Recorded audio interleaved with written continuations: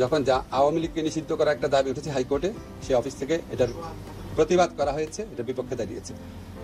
ব্যক্তিগতভাবে আমি মনে করি কোনো রাজনৈতিক দলকে নিষিদ্ধ করার পক্ষে আমি না, আনলেস আপনার যদি একদম সুশক্তভাবে জঙ্গি তৎপরতা, রাষ্ট্রবিরোধী তৎপরতা, কোট আনকোট যে বিভিন্ন পলিটিক্যাল পার্টির রেটরিক হিসাবে ইউজ করে, সেটা না।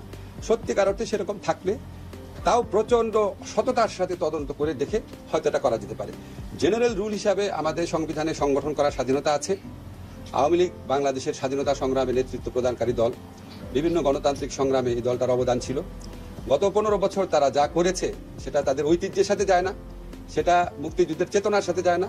তারা বাংলাদেশের ইতিহাসে বর্বরতম এক ফ্যাসিবাদ কায়েম করেছিল।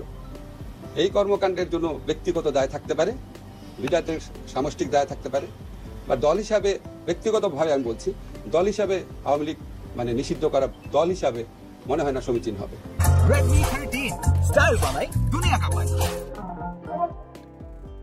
কি ধরনের, এটা তো আপনি মানে খুবই জটিল টেকনিক্যাল কোয়েশ্চেন করেছেন। এটা একটা বিশেষজ্ঞ পর্যায়ে মতামত ছাড়া বলা সম্ভব না। তবে আমি মনে করি, ধরেন যারা বাংলাদেশের অস্তিত্বে বিশ্বাস করে না, সার্বভৌমত্বে বিশ্বাস করে না, বাংলাদেশের আপনার যে আমাদের যে গণতান্ত্রিক রাজনীতি সেটাকে নস্যাৎ করতে চায়, আমাদের বাংলাদেশে আমাদের মুক্তিযুদ্ধের চেতনা যেভাবে আমি চেতনা বুঝি আর কি, একটা ডেমোক্রেটিক বৈষম্যহীন শোষণহীন সমাজ, এটাকে ধ্বংস করার জন্য যারা আপনার সিস্টেম্যাটিক্যালি মানে তাদের সশস্ত্র একটা সংগ্রাম করে, একদম প্রাইমারি চিন্তা করে আপনাকে বলছি। তবে আমি মনে করি যে মানে মতামত প্রকাশের স্বাধীনতা যত অবারিত রাখা যায় ততই ভালো। নির্বাচন কমিশনে প্রথম তাদের রিয়েলাইজ করা উচিত তাদের সাংবিধানিক বাধ্যবাধকতা কি ছিল। ভুয়া নির্বাচন করা তাদের সাংবিধানিক বাধ্যবাধকতা ছিল, তারা আগে নিজের বিবেচনা করুক।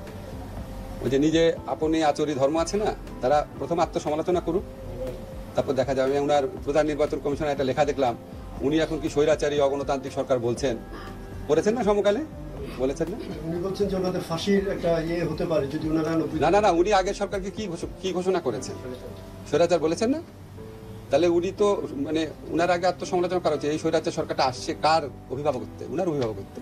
যাই হোক, এটা কোনো দরকার কি দরকার না, এটা উনার কথায় আমাদের মানে মানে উনার কথাতে আমাদের পরিচালিত হওয়ার কোনো কারণ নাই। আমাদের যথেষ্ট আইন বিশেষজ্ঞরা আছেন, আমরা সবসময় সবকিছু মানে দিকে দৃষ্টি রেখে এটা করব। আর আমরা সবসময় বিশ্বাস করি ডক্ট্রিন অফ নেসেসিটি বলে একটা কথা আছে। তারপর আপনার আমাদের সংবিধান পরিবর্তনগুলো কিভাবে হয়েছে সেটা নিয়েও কোর্টে মামলা আছে। এখন এই বিষয়ে মতামত করার